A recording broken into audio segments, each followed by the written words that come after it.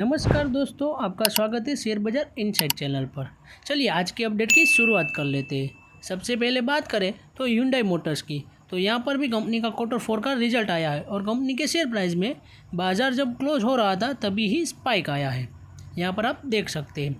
Company के net profit की बात करूँ, करीब 3.7% की गिरावट रही है और कंपनी ने रेवेन्यू में करीब 1.5% की बढ़ोतरी देखी गई है। यहाँ पर देखते हैं कंपनी का जो रेवेन्यू उसमें करीब 2.5% की ग्रोथ रही है और कंपनी के हम नेट प्रॉफिट की बात करें तो उसमें करीब 4% की गिरावट रही है। यानी कंपनी का रिजल्ट थोड़ा बहुत ठीक ठाक रहा है, मगर नेट प्रॉफिट में काफ़ी गिरावट रही है। और कंपनी ने करीब 21 रुपीज़ का फाइनल डिविडेंड भी अनाउंस कर दिया है। यहाँ पर कंपनी ने कुछ नए प्रोडक्ट लॉन्च करने के भी वादा किया है। करीब 8 न्यू प्रोडक्ट कंपनी लॉन्च करने वाली है नेक्स्ट 2 फाइनेंशियल ईयर्स में।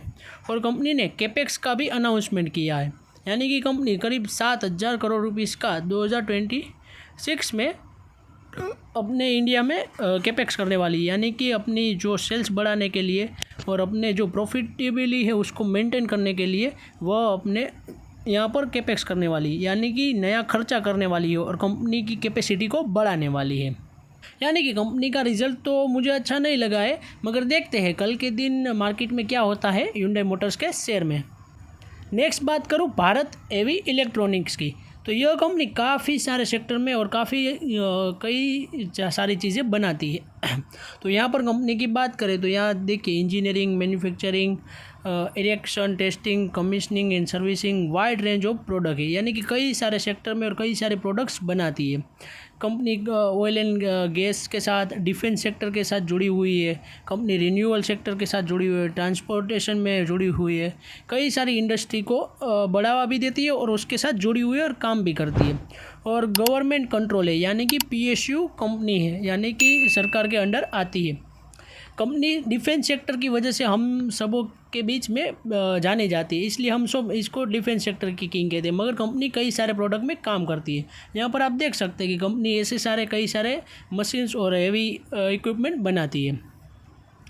कंपनी के Q4 के रिजल्ट की बात करें तो प्रॉफिट करीब 3% बढ़ा है, यानी और रेवेन्यू की बात करें तो करीब 8.9%, यानी कि करीब 9% की बढ़ोतरी रही है।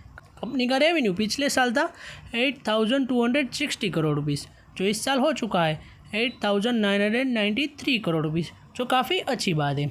नेट प्रॉफिट की बात करें तो उसमें भी करीब 3% की ग्रोथ रही है। यहाँ पर कंपनी का नेट प्रॉफिट पिछले साल था 490 करोड़ रुपीज़, जो इस साल हो चुका है 504 करोड़ रुपीज़। यहाँ पर आप देख सकते हैं कंपनी के स्टॉक प्राइस में आज ही करीब 2% की ग्रोथ रही है। यानी कि मार्केट को भी यह रिजल्ट अच्छा लगा है, भले एस्टीमेट को बीट ना कर पाई हो फिर भी। नेक्स्ट बात करें इमामी लिमिटेड की, तो कंपनी FMCG सेक्टर से जुड़ी हुई है। यहाँ पर personal care and health care में काम करने वाली कंपनी है। कंपनी के कई सारे प्रोडक्ट है, आपने इसका नाम भी सुना होगा, तो आप यहाँ पर देख सकते हैं।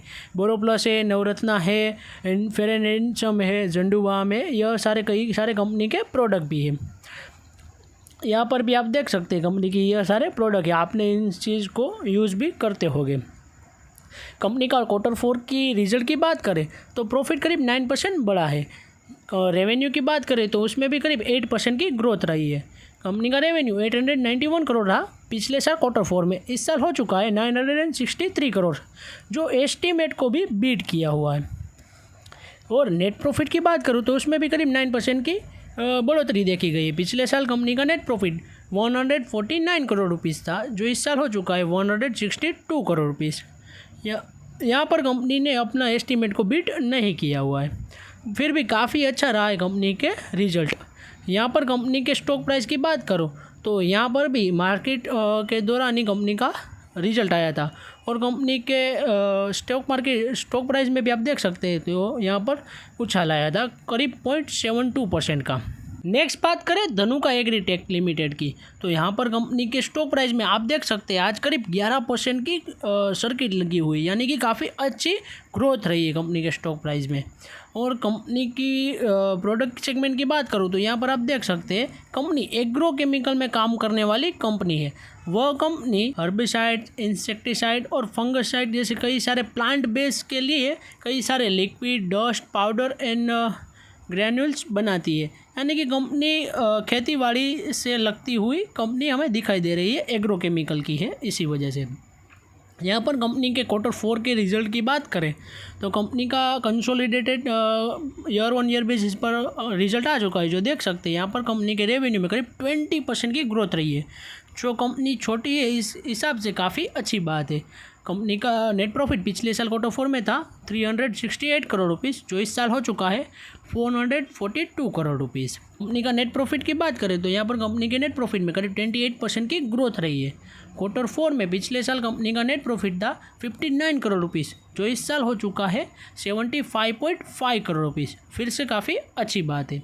और कंपनी ने 2 रुपीज़ पर शेयर का डिविडेंड भी अनाउंस किया है। कंपनी की हम यहाँ पर सेल्स एंड प्रॉफिट की ग्रोथ रखे CAGR बेसिस पर तो काफ़ी अच्छी रही है। 10 साल में करीब 10%, फिर 13% 5 साल में, यहाँ पर 10 साल में करीब 11% और 5 साल में करीब 16%, यानी काफ़ी कंसिस्टेंट कंपनी है अपने बिजनेस में। नेक्स्ट बात करूँ तो यहाँ पर यूरेका फोर्ब्स लिमिटेड की। यह कंपनी हेल्थ एंड हाइजीन के साथ जुड़ी हुई कंपनी है। यहाँ पर कई सारे कंपनी के सेगमेंट है, जो आप देख सकते हैं कंपनी कौन से प्रोडक्ट बनाती है। कंपनी के स्टॉक प्राइस में भी आज करीब 9.5% की तेज़ी देखी गई थी। तो कंपनी का Q4 का रिजल्ट भी आ चुका है, यहाँ पर देख सकते हैं। रेवेन्यू की बात करें तो करीब 10.7% की बढ़ोतरी देखी गई। कंपनी का पिछले साल कंपनी का रेवेन्यू था 554 करोड़ रुपीज़, जो हो चुका है 613 करोड़ रुपीज़।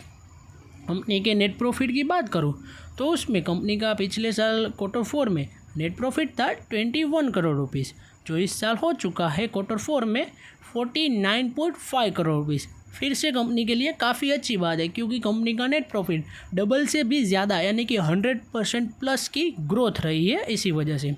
और कंपनी के बोर्ड ने राकेश मोजासर को चीफ सेल्स ऑफिसर के लिए नियुक्त किया है 19 मई से, यानी कि 19 मई से यह चीफ सेल्स एग्जीक्यूटिव ऑफिसर बन जाएंगे।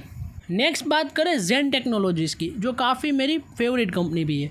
और यह कंपनी डिफेंस सेक्टर में ड्रोन को एंटी ड्रोन सिस्टम बनाने का काम करती है। और इस कंपनी के भी Q4 का रिजल्ट कल आने वाला है, इसलिए इसके शेयर के प्राइस के ऊपर भी आप नज़र रख सकते हैं। मेरे को तो काफ़ी अच्छी लगती है। कल इसका Q4 का रिजल्ट आने वाला है, तो हम ज़रूर देखेंगे। अगर वीडियो अच्छा लगा हो तो चैनल को सब्सक्राइब करके बेल आइकन ऑन करना मत भूलिएगा। Thanks for watching.